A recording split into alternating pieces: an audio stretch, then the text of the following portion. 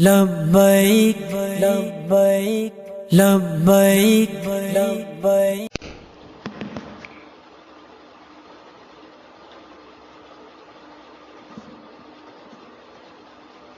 السلام علیکم ورحمۃ اللہ وبرکاتہ. الحمد للہ رب العالمین والصلاة والسلام علی سید الانبیاء والمرسلین سید الاولین والآخرین وحبیب رب العالمین امام المتقین خاتم النبیین رحمت للعالمین شفیع المذنبین سیدنا و مولانا و شفیعنا و حبیبنا محمد بن عبد اللہ الامین وعلى آلہ و صحبہ اجمعین ومن تبعهم بإحسان إلى يوم الدين واحشرنا في زمرتهم أجمعين آمين يا رب العالمين.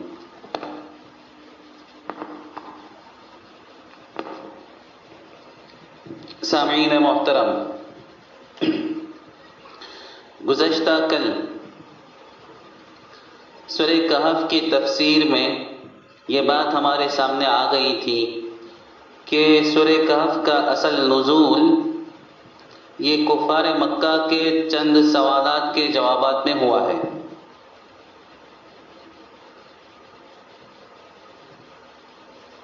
اس میں سے ایک سوال تو اصحاب کہف کے تعلق سے تھا اور ایک سوال ذوالقرنین کے تعلق سے تھا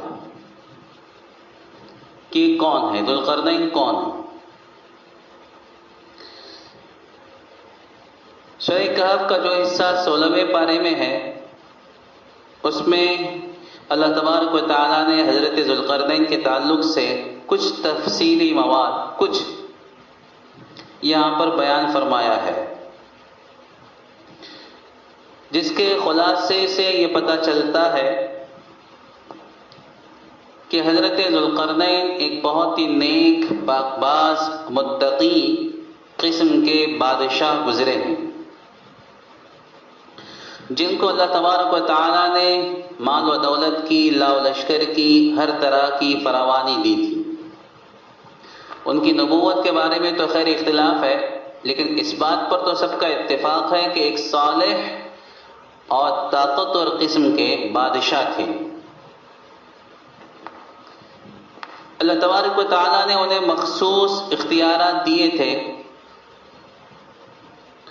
اور انہوں نے اس وقت کی پوری دنیا کا تقریباً سفر کر لیا تھا.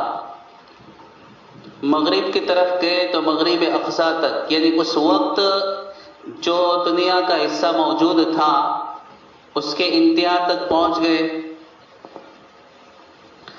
اور وہاں پر ایک قوم سے سابقہ پڑا. اس کے ساتھ آپ کا ایک خاص معاملہ ہوا. قال اما من ظلم فسوف نعذبه ثم يرد الى ربه فيعذبه عذابا نكرا. جو سرکشی کرے گا اسے سخت برا عذاب کا مزہ چکھائیں گے. واما من آمن وعمل صالحا فله جزاء الحسنى. اس کو اچھا بدلہ دیں گے جو نیک عمل کرے گا اس کو. پھر آپ نے دوسری مرتبہ رخت سفر باندھا اور مشرق کی طرف آئے اور مشرقی کی انتہا تک اور آخری درجے تک پہنچ گئے. اسی طرح پھر آپ نے ایک مرتبہ تیسری مرتبہ سفر کا ارادہ کیا، سفر شروع کیا، اور یہ اس مرتبہ کا تیسرا جو سفر تھا وہ شمالی سمت تھا، شمالی طرف جو پہاڑی علاقہ ہے. اور ہم آج بھی جانتے ہیں کہ دنیا کا شمالی حصہ جو پڑتا ہے نارتھ والا، وہ بڑی بڑی پہاڑیوں سے گھرا ہوا اور بڑے لمبے چوڑے ناقابل عبور قسم کے وہاں پر پہاڑ پائے جاتے ہیں. کوہ قفقاز وغیرہ کا جو پہاڑی سلسلہ ہے وہ اسی طرف ملتا ہے اور دنیا کی بڑی آبادی اسی طرف بستی ہے. اور خصوصاً اس زمانے میں ان پہاڑوں کے اطراف میں ایک عجیب و غریب خونخوار قسم کی قوم بسا کرتی تھی.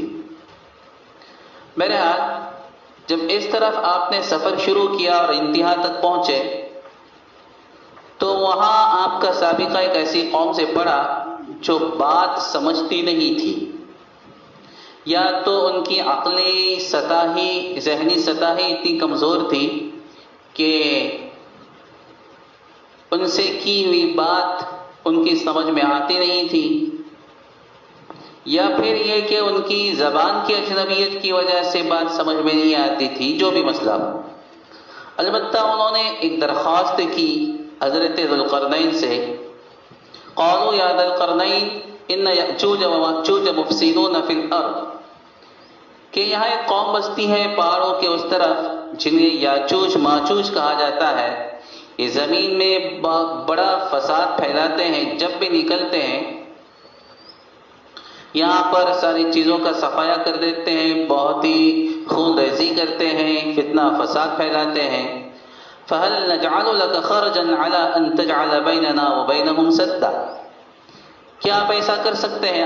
ہم آپ کو سامان دیں گے، ٹیکس دیں گے، آپ کی خدمت کریں گے، جو آپ کہیں گے وہ کریں گے، لیکن آپ ان کے اور ہمارے درمیان ایک زبردست ایسا سد اور دیوار قائم کر دیجیے، ایسا بند باندھ دیجیے کہ پھر دوبارہ انہیں شرارت کرنے کا موقع نہ ملے. حضرت ذوالقرنین نے کہا جہاں تک تم ٹیکس کی اور مال کی بات کرتے ہو تو میرے رب نے مجھے کچھ کم نہیں دیا ہے، بہت دیا ہے. ما مکنی فیہ ربی خیر، قال ما مکنی فیہ ربی خیر، ہاں البتہ افرادی قوت کے اعتبار سے تم میرا ساتھ دو گے.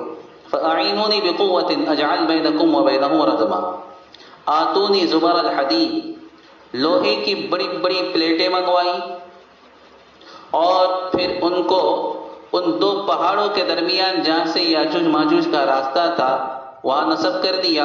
حتی اذا ساوا بین الصدفین قال انفخوا، اور پھر حضرت ذوالقرنین نے کہا کہ اب اس کو آگ لگاؤ. آگ جلائی گئی. حتی اذا جعلہ نارا قال آتونی افرغ علیہ قطرا، جب آگ جلائی گئی اور وہ چل کر بالکل آگ کی شکل اختیار کر گیا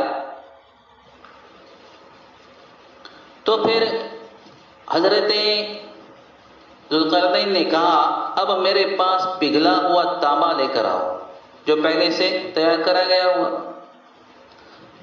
وہ تانبا لایا گیا، فرمایا کہ اب اس پر ڈال دو. جب یہ تانبا لایا گیا اور آلات کے ذریعے اوپر سے چھوڑ دیا گیا تو دیوار کی تمام درزوں میں اس طرح سے گھس گیا کہ پوری دیوار ایک ذات معلوم ہونے لگی، اور اس کی لمبائی اور چوڑائی تو خدا ہی کو معلوم، اس کی بڑائی اور چکناہٹ کے سبب اس طرح سے وہ مضبوط ہو گئی کہ اب یاجوج ماجوج اس پر چڑھ نہیں سکتے تھے. قال آتونی افرغ علیہ قطرا فما استطاعوا ان يظهروه وما استطاعوا له نقبا، ایسی چکنی تھی وہ کہ یاجوج ماجوج اس پر چڑھ نہیں سکتے تھے، اور ایسی مضبوط تھی کہ کسی طرح باوجود ہزار کوششوں کے اس کو نقب نہیں لگا سکتے تھے، توڑ نہیں سکتے تھے.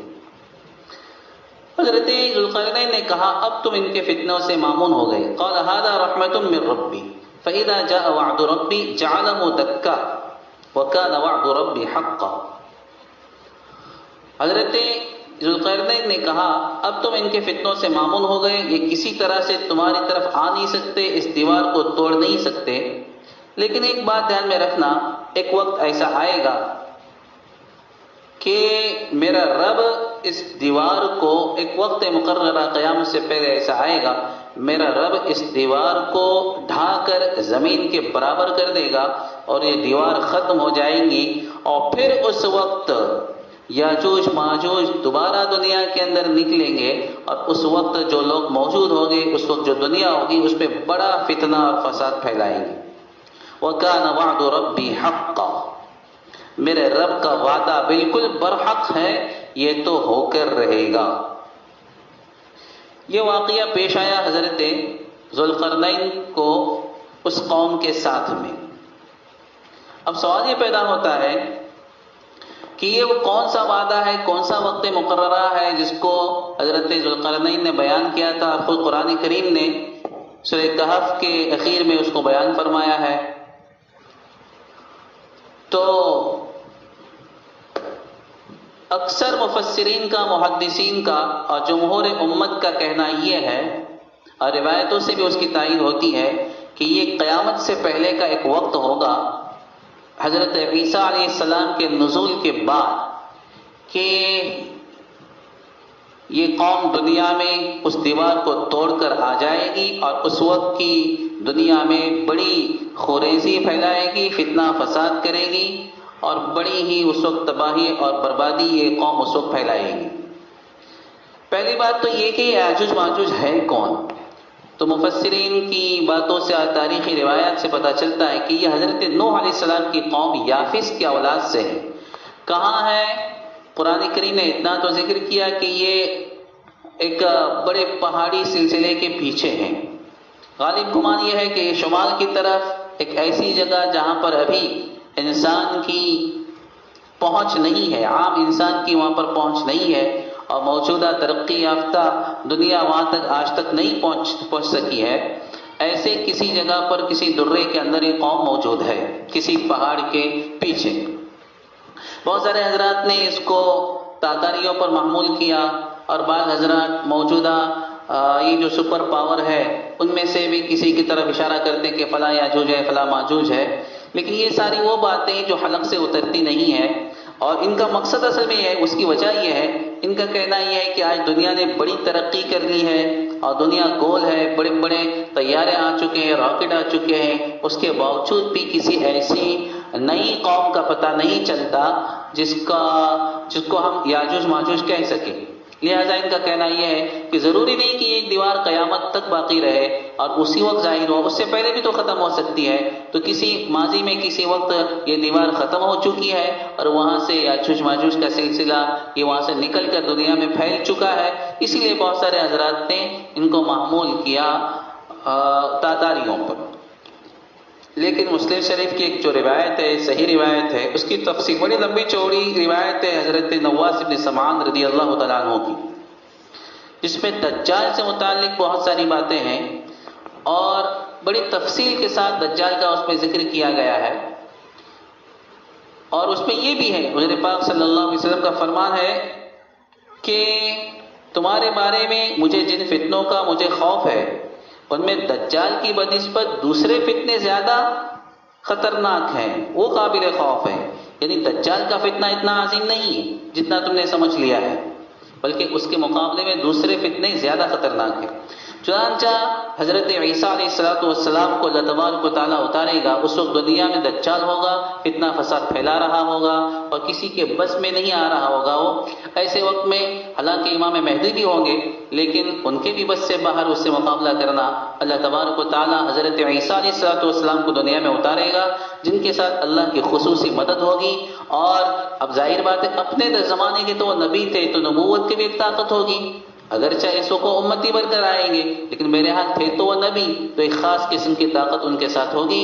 اللہ تبارک و تعالیٰ کے فضل و کرم سے دجال کا خاتمہ حضرت عیسیٰ کے ہاتھوں ہوگا۔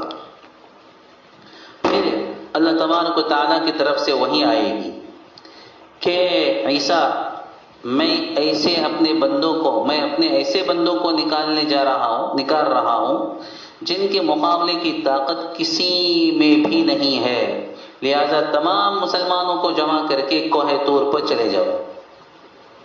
حضرت عیسیٰ علیہ السلام ایسا ہی کریں گے اور اللہ تعالیٰ یاجوج ماجوج کو کھول دیں گے، وہ کسی بلند جگہ سے اتر رہے ہوں گے اور سرعت سیر یعنی تیز رفتاری کی وجہ سے ایسا معلوم ہو رہا ہوگا گویا کہ پھسلتے ہوئے آ رہے ہیں، جیسے کہ قرآن کریم نے 17ویں پارے میں اس کو ذکر کیا ہے۔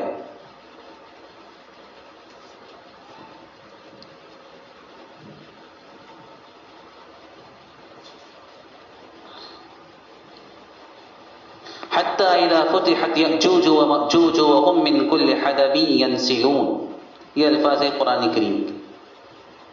ایسا معلوم ہو رہا ہوگا گویا کہ پھسل رہے ہیں۔ اب یہ قوم دنیا میں آئے گی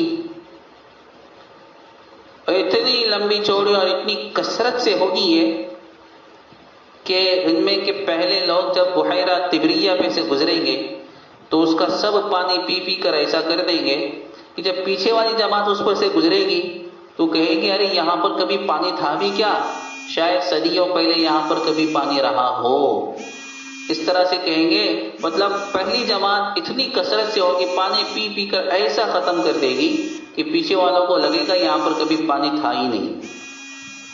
میرے حال یہ بہت ہی دنیا کے اندر فتنہ اور فساد پھیلائے گی، ایمان والوں پر یہ بڑا نازک اور بہت ہی مشکل ترین وقت ہوگا، بہت ہی مہنگائی دنیا میں ہو جائے گی۔ پھر اللہ تعالیٰ حضرت عیسیٰ علیہ السلام کی دعا کی بدولت اور مومنین کی دعا کی بدولت اللہ آسمان سے ان پر ایک وبائی صورت میں کوئی بیماری بھیجیں گے، جس سے تھوڑی دیر میں سارے کے سارے یاجوج ماجوج ختم ہو جائیں گے، مر جائیں گے۔ اور پھر جب حضرت عیسیٰ علیہ السلام دنیا میں اتریں گے، دیکھیں گے مطلب کوہ طور سے جب اتریں گے دیکھیں گے ایک بارش بھر جگہ بھی ایسی نہیں ہے جو ان کی لاشوں سے خالی ہو، ہر طرف سخت تعفن اور بدبو پھیلی ہوئی ہوگی۔ پھر اللہ پاک آسمان سے ایک زبردست بارش بھیجیں گے جو سیلابی صورت اختیار کرے گی اور ان کی لاشوں کو بہا کر لے جائے گی۔ بلکہ ایک روایت سے پتہ چلتا ہے کہ بڑے بڑے پرندے آئیں گے جو ان کو اٹھا کر سمندر میں ڈال دیں گے، پھر بارش ہوگی اور بارش کے ذریعے سے پوری زمین مثل آئینہ صاف اور شفاف ہو جائے گی۔ اس روایت کی تفصیل سے اتنا پتہ چلتا ہے کہ یہ حضرت عیسیٰ علیہ السلام کے نزول کے بعد ہوگا، اور چونکہ روایت بھی صحیح ہے اور قرآن کریم کا انداز بھی یہ بتلاتا ہے کہ یہ بہت بعد کا واقعہ ہے، لہٰذا اس کو کسی اور پر محمول کرنا بظاہر صحیح نہیں معلوم ہوتا۔ اب رہی بات یہ کہ ساری جدید ٹیکنالوجی کے باوجود بھی یہ قوم نظر نہیں آ رہی، کہیں ایسا درہ نظر نہیں آتا، کہیں ایسا بند نظر نہیں آتا، تو جناب یہ بات اس میں تو کوئی شک نہیں کہ اپنی ساری ٹیکنالوجی کے باوجود بھی اس کائنات کے تمام رازوں سے دنیا واقف نہیں ہے۔ بہت ممکن ہے کسی کونے کے اندر یا سمندر کی کسی تہہ کے اندر کوئی جزیرہ ہو، کوئی جگہ ایسا ہو، کوئی پہاڑی سلسلہ ایسا ہو جہاں پر پچھلے کچھ صدیوں کے اندر یا اس سے پہلے پانی کا بہاؤ پہنچا ہو اور وہ کسی مخصوص گھاٹی کے اندر، کھائی کے اندر جا کر وہ لوگ رہتے ہوں۔ اللہ تعالیٰ کے لیے یہ چیز کوئی مشکل نہیں ہے، کائنات کے تمام رازوں سے یہ انسان ابھی بھی واقف نہیں ہے، اور سارے دعووں کے باوجود بھی اس کائنات کا بڑا حصہ آج بھی ایک راز سربستہ بنا ہوا ہے اور لوگوں کے لیے گویا چھپا ہوا ہے، خفیہ ہے۔ تو ممکن ہے کسی ایسے جزیرے پر، کسی ایسی پہاڑی سلسلے کے پیچھے یہ قوم چھپی ہوئی ہو، واللہ تعالی اعلم وعلمہ اتم۔ اس سلسلے کی ایک روایت جو بہت مشہور ہے، بخاری میں بھی ہے، کہ حضور پاک صلی اللہ علیہ وسلم نے ایک مرتبہ، بخاری مسلم کی روایت ہے، حضرت زینب بنت جحش راویہ ہے، ام المؤمنین راویہ ہے، فرماتی ہے کہ رسول اللہ صلی اللہ علیہ وسلم ایک مرتبہ نیند سے بیدار ہوئے اور ایسی حالت پہ بیدار ہوئے کہ چہرے مبارک بالکل سرخ ہو رہا تھا، لال لال ہو رہا تھا۔ آپ کی زبان مبارک پر یہ جملے تھے، لا الہ الا اللہ ویل للعرب من شر قد اقترب فتح اليوم من ردم یأجوج وماجوج مثل هذه وحلق 90۔ لا الہ الا اللہ، لا الہ الا اللہ ویل للعرب من شر قد اقترب، اللہ کے سوا کوئی معبود نہیں، لا الہ الا اللہ۔ یہ جملے عرب حضرات گھبراہٹ کے وقت کہتے ہیں، لا الہ الا اللہ۔ خرابی ہے عرب کی اس شر سے جو قریب آ چکا ہے۔ آج یاجوج ماجوج کی دیوار میں اتنا سوراخ ہو گیا، وحلق 90، اور آپ نے 90 کا حلقہ کر کے بنا دی، بتایا۔ یہ عربی میں ایک خاص قسم کا یہ گنتی گنتے نا، اس کا ایک خاص طریقہ ہوتا ہے، اس میں 90 کا جو عدد ہوتا ہے وہ اس طرح سے، یہ اپنی چھوٹی انگلی، اپنی بڑی انگوٹھا اور انگوٹھے کے بازو کی جو انگلی ہے، شہادت کی انگلی، اس کو اگر آپس میں ملایا جائے جڑ کے قریب تو یہ 90 کا حلقہ بنتا ہے۔ تو حضور پاک صلی اللہ علیہ وسلم نے اس طرح سے حلقہ کر کے بتلایا، یعنی بہت چھوٹی سی جگہ درمیان میں خالی رہتی ہے، اس طرح سے آپ نے حلقہ کر کے بتلایا کہ اتنا سوراخ ہو چکا ہے یاجوج ماجوج کی دیوار میں، اور یہ سوراخ آہستہ آہستہ بڑا ہوتے جائے گا، یہاں تک کہ جب قیامت کا وقت قریب ہوگا، حضرت عیسیٰ کا زمانہ ہوگا، اس وقت یہ دیوار پوری طرح سے کھل جائے گی اور یاجوج ماجوج دنیا میں آئیں گے اور فتنہ فساد پھیلائیں گے۔ اور بھی روایتوں کے ذریعے سے اور تفسیر کی کتابوں کے ذریعے سے اس سلسلے میں رہنمائی ہوتی ہے۔ بس ہم اتنی دعا کر سکتے ہیں کہ اللہ تعالیٰ اس فتنے سے ہم سب کی اور پورے امت مسلمہ کی حفاظت فرمائے۔ اس کے بعد اللہ تبارک و تعالیٰ نے سورہ مریم میں بہت ساری باتیں ذکر فرمائی، جن میں سے حضرت زکریا علیہ السلام کو بڑھاپے میں بیٹے کا عطا ہونا، جو اللہ تعالیٰ کی قدرت کاملہ کا اظہار تھا، اس کو ذکر فرمایا۔ اور پھر اس سے بڑی بات حضرت مریم علیہ السلام کا واقعہ ہے کہ ان کے پیٹ سے بغیر نکاح کے، بغیر شوہر کے ولادت ہوئی، حضرت عیسیٰ علیہ السلام پیدا ہوئے۔ وہ واقعہ بڑا مشہور واقعہ ہے اور قرآن کریم نے یہاں پر اس کو بڑی تفصیل کے ساتھ ذکر کیا ہے۔ بڑا درد انگیز اور رقت آمیز یہ واقعہ ہے۔ حضرت مریم علیہ السلام کی کیفیت کو جو اللہ نے ذکر فرمایا، عجیب و غریب، کیا حیادار عورت تھی یہ۔ قرآن کریم نے ذکر کیا کہ غسل کر رہی تھی اور کپڑے اتار رہی تھی کہ حضرت جبریل علیہ السلام ایک فرشتے کی شکل میں کھڑکی گویا ان کے سامنے ہوئے تو گھبرا گئی، انسانی شکل میں تھے، تو فرمایا کہ میں کوئی انسان نہیں ہوں، گھبرانے کی ضرورت نہیں، اللہ کی طرف سے فرشتہ ہوں، میں تو اللہ کے حکم سے تمہیں اولاد دینے کے لیے آیا ہوں۔ مجھے اولاد کیسے ہو سکتی ہے حالانکہ مجھے کسی انسان نے چھوا تک نہیں ہے؟ کہا کہ یہ اللہ کا حکم ہے اور اللہ جسے چاہتا ہے جیسے چاہتا ہے اولاد دے سکتا ہے۔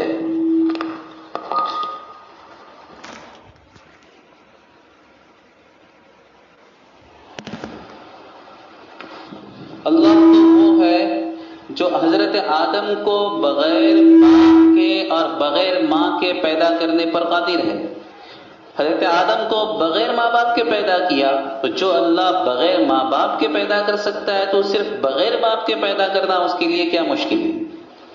بہرحال اس کی صورت یہ ہوئی کہ حضرت جبریل نے حضرت مریم کے گریبان میں پھونک ماری اور اس طرح سے آپ کو حمل ٹھہر گیا۔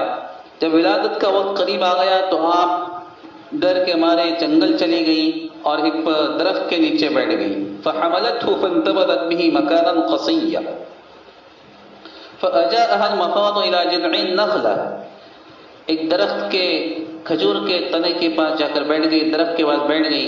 قالت یا لیتنی مت قبل هذا وكنت نسيا منسيا، کہنے لگی اے کاش میں اس سے پہلے مر گئی ہوتی، اور اے کاش میں ایسی ہو گئی ہوتی کہ لوگ مجھے بھول جاتے، بھولی بسری ہو چکی ہوتی، کوئی مجھے پہچانتا بھی نہیں۔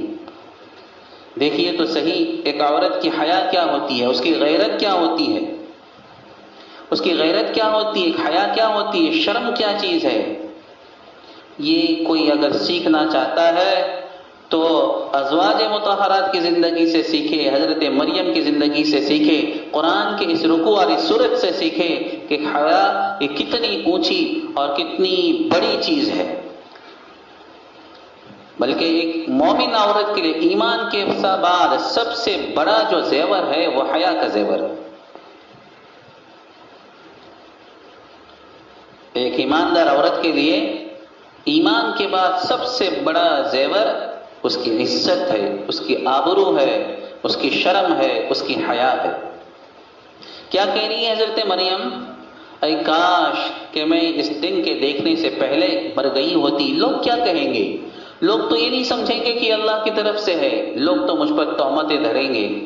میرے بھائیوں اور جن بہنوں تک میری یہ بات پہنچ رہی ہے، ذرا سوچے تو صحیح، آج ہماری عورتوں کی حیا اور ان کی غیرت اور ان کی شرم کس درجے کی ہے؟ سوچو تو صحیح میرے بھائیوں، آج کی ہماری مائیں بہنیں، ان کی عزت کیا ہے؟ کیا وہی درجہ جو آج سے پہلے چند سال پہلے پیچھے تک چلے جائے، 20 سال 25 سال بلکہ 40-50 سال، ایک عورت کی غیرت کیا ہوتی تھی اور اس کی عزت کو کتنا قیمتی سمجھا جاتا تھا، اور عورت خود بھی اپنی عزت کی کیسے حفاظت کرتی تھی؟ آج کیسے بے غیرتی کا زمانہ آ گیا ہے، بے حیائی کا زمانہ آ گیا ہے کہ عزتیں لوٹی جا رہی ہے، لیکن کسی کے کان پر جو بھی نہیں رنگتی، نہ ان پر جو لوٹنے والے ہیں، اور بہت سی مرتبہ تو ان پر بھی نہیں جو لٹنے کے لیے گویا تیار ہوتی۔ بس عمر ہو گئی، بس نکل گئے۔ یہ کیا بے حیائی کا طریقہ ہے؟ کسی سماج کے اندر، کسی معاشرے کے اندر اس چیز کو اچھا نہیں دیکھا جاتا۔ کوئی مذہب ہو، مسلم مذہب، اسلام والا مذہب، اسلام ہو، کفر ہو، مسلم معاشرہ ہو یا ہندو معاشرہ ہو یا کوئی اور معاشرہ ہو، کوئی معاشرہ ہو، کسی بھی معاشرے کے اندر اس بے غیرتی کو اچھی نظروں سے نہیں دیکھا جاتا۔ آج بھی قالت یا لیتنی مت قبل هذا وکنت نسیا منسیا، اور واقعتاً آج بھی اس گئے گزرے زمانے میں بھی جو عورتیں پاک باز ہوتی ہیں، پاک دامن ہوتی ہیں، جو اپنی عزت کی حفاظت کرنا جانتی ہیں، ان کی عزت ان کے نزدیک ان کی جان سے بھی زیادہ قیمتی ہوتی ہے۔ قالت یا لیتنی مت قبل هذا وکنت نسیا منسیا، کہنے لگی حضرت مریم علیہ السلام کاش کہ میں یہ دن دیکھنے سے پہلے مر گئی ہوتی، اور کاش کہ میں بھولی بصری ہو گئی ہوتی۔ فناداها من تحتها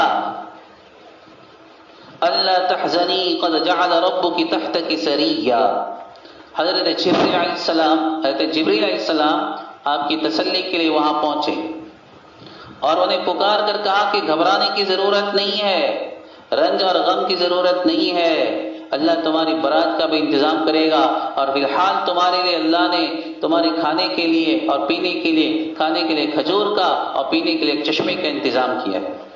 وَهُزِّي إِلَيْكِ بِجِذْعِ النَّخْلَةِ تُسَاقِطْ عَلَيْكِ رُطَبًا جَنِيًّا فَكُلِي وَاشْرَبِي وَقَرِّي عَيْنًا فَإِمَّا تَرَيِنَّ مِنَ الْبَشَرِ أَحَدًا، کھجور کھاؤ، پانی پیو، اور ولادت کے بعد جب بچہ لے کر جاؤ گی گاؤں تو اگر کوئی انسان نظر آتا ہے تو اپنی برات ظاہر کرنے کی ضرورت نہیں، بس اتنا کہنا کہ میں نے تو چپ رہنے کا، خاموشی کا روزہ رکھا ہے۔ فقولی انی نذرت للرحمن صوما فلن اکلم اليوم انسیا، میں آج کسی سے بات نہیں کروں۔ ویسے ہی ہوا، لے کر آئی بچہ ہونے کے بعد، حضرت عیسیٰ کو لے کر آئی اپنی قوم کے پاس، تو دیکھا لوگوں نے تو سب حیرت میں پڑ گئے، تعجب میں پڑ گئے اور بدگمانی میں مبتلا ہو گئے، الزامات لگانے لگے حضرت مریم پر۔ کبھی دیکھا اور نہ کبھی سنا تھا کہ بغیر باپ کے بھی کوئی بچہ پیدا ہوتا ہے۔ عام جو طریقہ ہے، طبعی اور فطری جو طریقہ وہ یہی ہے نا کہ ماں باپ کے، شوہر بیوی کے ملاپ سے اولاد ہوتی ہے، اور یہاں پر تو کوئی شوہر نہیں، حضرت مریم کا نکاح ہوا ہی نہیں، تو بدگمانی میں مبتلا ہو گئے اور الزامات لگانے شروع کر دیے۔ قالوا، کہنے لگے یا مریم لقد جئت شیئا فریا، مریم تم نے تو بڑا طوفان اٹھایا ہے، بڑا خطرناک کام کیا تم نے۔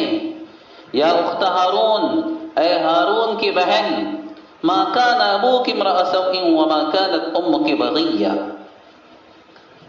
ما کان ابوک امرأ سوء، تمہارے باپ بھی کوئی برے آدمی نہیں تھے اور تمہاری ماں بھی کوئی بدکار عورت نہیں تھی، تمہارے ماں باپ تو نیک لوگوں میں سے تھے، پھر تم نے یہ کیسے کیا؟ قابل غور بات یہ ہے کہ یہاں پر کیا کہہ رہے ہیں یہ لوگ؟ ماں باپ کے بارے میں کہہ رہے ہیں کہ مریم تمہارے ابا بھی تو بہت اچھے آدمی تھے اور پھر تمہیں اسے کیسے نکلی؟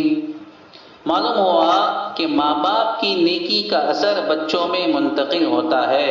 ہم اگر یہ چاہتے ہیں کہ ہماری اولاد اچھی اور نیک بنے تو ماں باپ کا اچھا ہونا بھی ضروری ہے۔ ماں باپ کی نیکی اور برائی دونوں کا اثر اولاد میں منتقل ہوتا ہے۔ تو اولاد کی خرابیوں کے ذمہ دار ہمیشہ اولاد ہی ہو کوئی ضروری نہیں، بہت سی مرتبہ اولاد کی خرابی کے ذمہ دار ہم اپنے لوگ ہی ہوتے ہیں، ماں باپ ہوتے ہیں۔ ماں باپ کی غفلت اور ان کی غلط تربیت یا تربیت پر دھیان نہ دینا، یہ اولاد کی تباہی اور بربادی کا اور بے عزتی کا سبب بن جاتا ہے۔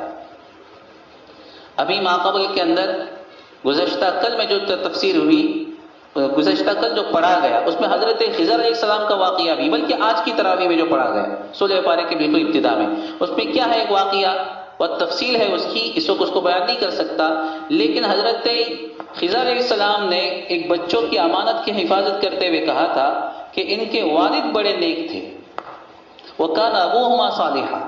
علماء کرام نے لکھا ہے کہ والد سے مراد صرف والد نہیں، ان کے والد ان کی 7ویں نسل میں، 7ویں پشت میں کوئی ایک اللہ کے بندے نیک گزرے تھے، ان کی وجہ سے ان کی اولاد کے اندر برکتیں اور رحمتیں آئیں اور ان کی اولاد کے اندر وہ صالحیت آئی 7 پشتوں کے بعد بھی، 7 نسلوں کے بعد بھی۔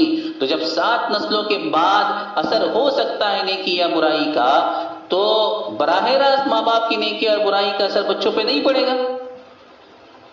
اس لیے جو حضرات اپنے والدین بچوں کی اچھی تربیت کرنا چاہتے ہیں، انہیں چاہیے کہ پہلے اپنی زندگی میں نکھار پیدا کریں، اپنی زندگی کو اچھی بنائیں۔ دیکھو کیا کہہ رہے ہیں، مریم تمہارے ابا بھی اچھے آدمی تھے اور تمہاری ماں بھی کوئی بدکار عورت نہیں تھی، پھر تم نے کیسے کیا؟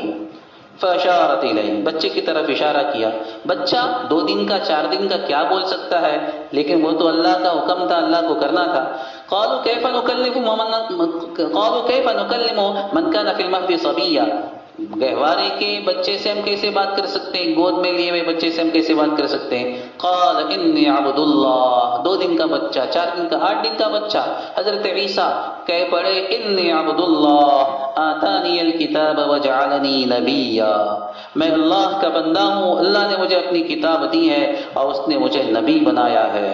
وجعلنی مبارکا اینما کنت واوصانی بالصلاة والزکاة ما دمت حیا وبرا بوالدتی ولم يجعلنی جبارا شقیا والسلام علی یوم ولدت ویوم اموت ویوم ابعث حیا۔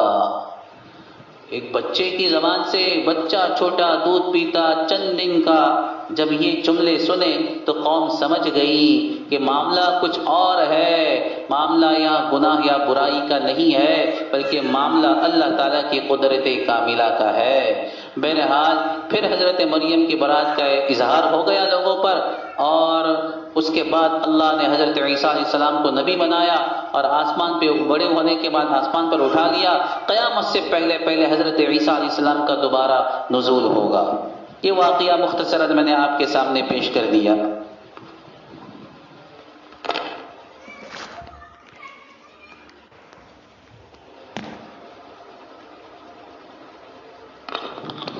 اس کے بعد سورہ طٰہٰ شروع ہوتی ہے۔ سورہ طٰہٰ بھی قرآن کریم کی عظیم الشان صورتوں میں سے ہے۔ میں وقت کی کمی کے سبب صرف اس میں سے ایک جگہ سے چند آیتیں آپ کے سامنے پیش کرتا ہوں۔ اس سورت کے اخیر میں اللہ ارشاد فرماتے ہیں، اللہ پاک ارشاد فرماتے ہیں وَأْمُرْ أَهْلَكَ بِالصَّلَاةِ وَاصْطَبِرْ عَلَيْهَا لَا نَسْأَلُكَ رِزْقًا، اے نبی اپنے گھر والوں کو نماز کا حکم دیجئے اور خود بھی اس پر پابند رہیے، جمے رہیے، ہم آپ سے رزق نہیں مانگتے، نحن نرزقک، رزق تو ہم آپ کو دیں گے، وَالْعَاقِبَةُ لِلتَّقْوَىٰ، اور اچھا انجام تو پرہیزگاری کا ہے، اچھا انجام تو پرہیزگاری کا ہے۔ بزرگوں اور دوستوں، حضور پاک صلی اللہ علیہ وسلم کو کہا جا رہا ہے کہ آپ اپنے گھر والوں کو حکم دیجیے۔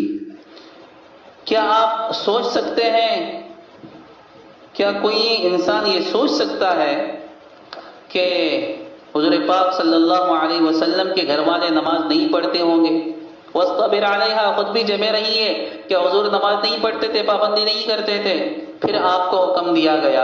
سمجھنے کی بات یہ ہے کہ حضور پاک صلی اللہ علیہ وسلم کے واسطے سے پوری امت کو حکم دیا گیا ہے، اہمیت کو بتلانے کے لیے براہ راست خطاب کیا گیا، آپ کو مخاطب کیا گیا آپ کو، لیکن حقیقتاً یہ حکم پوری امت کے ماں اور بہنوں کے لیے اور پوری امت کے مردوں کے لیے اور بوڑھوں کے لیے اور جوانوں کے لیے، تمام کے لیے ہے۔ ایک نبی کو حکم دیا جا رہا ہے، اور حضرت عیسیٰ، حضرت اسماعیل علیہ السلام کے بارے میں خود قرآن کریم نے ذکر کیا۔ سورہ مریم ہی میں وہ آیت ہے وَكَانَ يَأْمُرُ أَهْلَهُ بِالصَّلَاةِ، وقت کے نبی حضرت ابراہیم، حضرت اسماعیل، حضور پاک صلی اللہ علیہ وسلم، اس سارے کے سارے نبی اپنے گھر والوں کی فکر کیا کرتے تھے۔ حضرت اسماعیل کے بارے میں ذکر کیا کہ آپ اپنے گھر والوں کو نماز کا بڑا اہتمام کرواتے تھے اور حکم دیا کرتے تھے۔ تو یہ وقت کے نبی ہو کر اپنی اولاد کو نماز کا اہتمام کروا رہے ہیں، اس کی فکر کر رہے ہیں۔ خود حضور پاک صلی اللہ علیہ وسلم کو حکم دیا جا رہا ہے، تو ہمارے لیے یہ حکم کتنا تاکیدی ہے، اور ہم اپنے اولاد کی نماز کے تعلق سے کس قدر فکر مند ہیں، ذرا غور کرنے کی ضرورت ہے۔ فجر کے لیے ہم کتنے اپنے اولاد کو کتنا اٹھاتے ہیں، اور ظہر اور عصر کا کتنا خیال رکھتے ہیں، اور مغرب اور عشاء کی ان کا کیا حال ہوتا ہے۔ اولاد کی دنیا کے خاطر دین کو برباد کرنے پر تلے رہتے ہیں، دنیا برباد ہو جائے دین برباد ہو جائے اس کا کوئی غم نہیں، لیکن دنیا برباد نہیں ہونی چاہیے۔ کتنے لوگ ایسے ہیں جو تعلیم کے خاطر ایسے اسکولوں کا انتخاب کرتے ہیں جہاں پر رہتے ہوئے لوگ بچوں کو نماز تو نماز اور عام نماز کی تو بات کیا، جمعہ کی نماز پڑھنے کا بھی موقع نہیں ملتا۔ کیوں؟ بولے اچھی اسکول میں پڑھیں گے تو اچھا کمائیں گے، تو گویا کہ کالجوں کو اور تعلیم کو خدا مان لیا۔ رزق کی ذمہ داری تو اللہ نے اپنے ذمہ میں لی ہے. نحن نرزقک. میرے بھائیوں، رزق کی خاطر نماز کو برباد مت کرو، تعلیم کی خاطر نماز کو اور دین کو برباد مت کرو. حقیقت یہ ہے کہ نماز کی برکت سے لوگوں کو رزق ملتا ہے اور دین کے بنیاد پر لوگوں کو رزق ملتا ہے. رزق کا روزی صرف پیسے کا نام نہیں ہے. روزی ایسی ہو کہ انسان کی دنیا چل جائے اور ساتھ ہی ساتھ اس کے اندر دین ہو اور چین سکون ہو، دلوں کے اندر اطمینان ہو، تو یہ حقیقتاً کامیاب روزی ہے اور یہ اللہ نے دین میں رکھی ہے. دین کا مطلب کوئی یہ نہیں کہتا کہ دنیا حاصل مت کرو، کوئی نہیں کہتا کہ دکان مکان مت چلاؤ، مکان مت خریدو، کپڑے مت پہنو، اسکولوں میں مت جاؤ، کوئی نہیں کہتا. ہاں یہ ساری چیزیں کرو لیکن دین کی پابندی کے ساتھ. اپنی اولاد کے تعلق سے حضور پاک صلی اللہ علیہ وسلم کے فرمان سے پتہ چلتا ہے 7 سال کی عمر میں ان کو حکم دو نماز پڑھنے کا. 10 سال کی عمر میں نماز نہ پڑھنے پر ان کو مارو. مروا اولادکم بالصلاۃ وهم ابناء 7 سنین واضربوهم علیہا وهم ابناء 10 وفرقوا بینہم فی المضاجع. 10 سال کے ہو جائیں تو کیا کر دو، بستروں میں علیحدہ کر دو، ان کے بستر الگ کر دو. 7 سال کی عمر میں نماز پڑھنے کا حکم اور 10 سال کی عمر میں نماز نہ پڑھنے پر مارنے کی بھی اجازت دے دی شریعت نے. بڑے بڑے دیندار گھرانوں کے تعلق سے بھی ہم یہ دیکھتے ہیں کہ اپنی اولاد کے تعلق سے باتیں تو بڑی لچھے دار کریں گے لیکن اپنی اولاد کی نماز کے تعلق سے بے فکر. میں آپ کو کتنا بتاؤں اور کہاں تک بتلاؤں کہ اس کا انعام کیا ملتا ہے اور کیا اس پر واقعات ہے. صرف اتنا کہتا ہوں کہ نماز ہی کی برکت سے، نماز کبھی کسی سے کسی کی روزی روٹی چھینتی نہیں ہے بلکہ نماز کی برکت سے اللہ رزق دیتا ہے. خود اسی آیت میں اللہ آخر میں فرماتے ہیں لا نسألک رزقا، ہم آپ سے رزق نہیں مانگتے، نحن نرزقک، رزق تو آپ کو ہم دیں گے. نماز کے پس منظر میں کہا نا نماز پڑھیے، پڑھنے کا حکم دیجیے، ہم آپ کو رزق دیں گے. معلوم ہوا کہ نماز کی برکت سے اللہ روزی میں بھی برکت دیتے ہیں اور روزی میں اضافہ کرتے ہیں، حلال پاکیزہ وسیع رزق عطا فرماتے ہیں. والعاقبۃ للتقوی، کہ یہ تو ہو گئی دنیا اور آخرت کا اچھا انجام تو تقوی کے لیے ہے، تقوی والوں کے لیے ہیں، پرہیزگاروں کے لیے ہے. اللہ تبارک و تعالی ان باتوں پر سمجھ کر، ان باتوں کو سمجھنے کی اور سمجھ کر عمل کرنے کی توفیق عطا فرمائے. آمین. وآخر دعوانا الحمد للہ رب العالمین.